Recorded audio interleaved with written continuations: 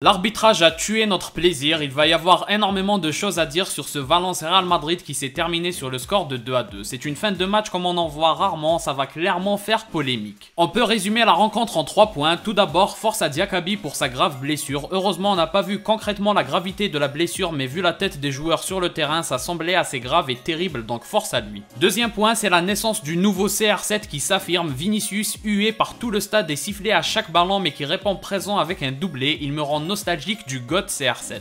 Et enfin, troisième point, tout fan du Real Madrid mérite qu'on ne lui parle plus jamais d'arbitrage pro Madrid. Cette fin de match, c'est du jamais vu. L'arbitre siffle en pleine action, les joueurs continuent quand même de jouer et Bellingham marque le but de la remontada, mais l'arbitre a sifflé trop tôt. Son erreur est terrible, donc on va parler de ce troisième point pour commencer. C'est sans doute l'erreur d'arbitrage la plus débile de sa carrière et que j'ai vue. Je suis certain qu'il a voulu équilibrer avec la première mi-temps où il arrête une action de Valence, mais c'est tellement bête de sa part, il nous a tué tout notre plaisir. Alors là, si c'était Vinicius à la place de Bellingham pour le triplé et la remontada à la fois, il aurait fallu ramener l'armée pour le protéger. Non, franchement, son erreur est incroyablement stupide, mais il faut la relativiser. Ce n'est pas tout à fait un vol puisqu'il siffle clairement trop tôt. Ce sont les joueurs des deux équipes qui sont fautifs de continuer de jouer a posteriori de son sifflet, mais lui aussi est fautif parce qu'on sait que ça aurait donné un but valide s'il avait laissé jouer. Mais la conséquence à son sifflet fait qu'il ne peut pas valider le but et pourtant tous les joueurs ont continué à jouer comme s'il n'y avait pas eu de sifflet, donc c'est vraiment une décision catastrophique. Qu'on ne me parle plus jamais d'arbitrage pro-Real, c'est inexcusable ce qu'il fait. 2 points ont été volés par l'arbitrage sur ce match et si la Liga se joue sur ces 2 points, on y reviendra. Gilles Manzano, retenez bien son nom. C'est vraiment dommage parce que pour revenir sur le deuxième point qu'on évoquait, c'était vraiment la soirée de Vinicius. Hué par tout le stade à chaque toucher de balle du début à la fin, il répond avec un doublé. Tout allait si bien pour un scénario classique du Real qui nous régale avec un retournement de situation, mais quel gâchis de la part de l'arbitre, c'est vraiment une décision honteuse. Mais pour aller au-delà du résultat et de la décision de l'arbitre, je suis plutôt très fier de Vinicius. Il y a la déception certes des 2 points perdus et du match nul, le Real perd clairement sa dynamique de champion, là le titre n'est plus du tout joué, le Barça peut largement revenir et pourquoi pas Gérone aussi. Mais en ce qui concerne Vinicius en particulier, c'est un vrai plaisir, le voir tenir tête à tout un public, surtout celui de Valence. Malgré qu'il ne réussit pas son plus grand match, mais marquer les buts importants du match, c'est le meilleur moyen de répondre au public adverse, surtout avec les célébrations à la CR7, on l'aime trop ce joueur. Au final, il aura quand même permis au Real de gagner 1 point sur ce match et ce point sera certainement très précieux. Pour conclure et faire une sorte de synthèse, on sent que l'équipe au global commence à souffrir de toutes les blessures. On voit que le Real a quand même un peu perdu la dynamique collective, les victoires ne s'enchaînent plus et sur le terrain on a toujours la même mise sur le ballon mais le danger arrive trop facilement devant Lunin qui encore une fois a été un sauveur. C'est jamais vraiment bon signe quand le gardien enchaîne les bonnes prestations. D'un côté c'est positif de pouvoir se reposer sur lui mais ça signifie que défensivement c'est totalement fragile. Enfin bref, on retiendra l'arbitrage honteux et Vinicius qui porte de mieux en mieux ce numéro 7, il en est de plus en plus digne, mais surtout le titre de champion qui est clairement remis en jeu selon moi. Au-delà de la différence de points qui se réduit, ce qui est inquiétant c'est les résultats qui montrent que le Real n'est plus du tout intouchable, notamment dans le jeu. Comme d'habitude, n'hésitez pas à donner votre avis en commentaire, notamment sur les différents points de ce match. Si vous avez aimé, laissez un like et abonnez-vous pour ne rien rater, partagez aussi la vidéo pour me soutenir. Moi je vous dis à la prochaine, portez-vous bien.